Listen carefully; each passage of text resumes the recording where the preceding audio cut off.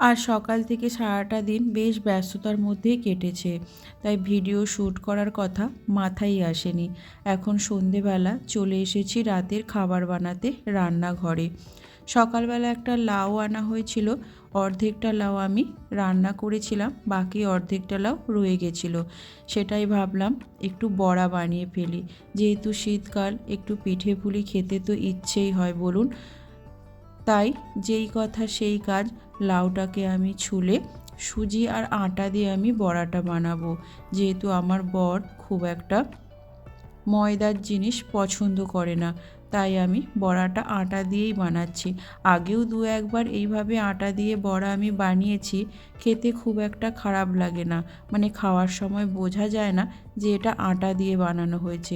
বড়ার জন্য ডোটা আমি মাখিয়ে কিছুক্ষণ রেখে দিলাম, যেহেতু সুজি আর চিনি আছে একটু ভিজতে সময় যাবে। এইভাবে মাখিয়ে রাখলে না বড়াটা খেতে বেশ ভালো লাগে। দেখুন বড়াটাও আমি এদিকে বসিয়ে দিয়েছি।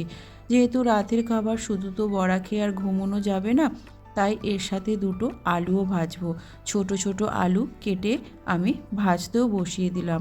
আজকে রাতের মেনু বড়া, আলু ভাজা আর মুড়ি। আজকের ভিডিওটা এই পর্যন্ত। ভালো লাগলে লাইক শেয়ার আর সাবস্ক্রাইব করে দিও।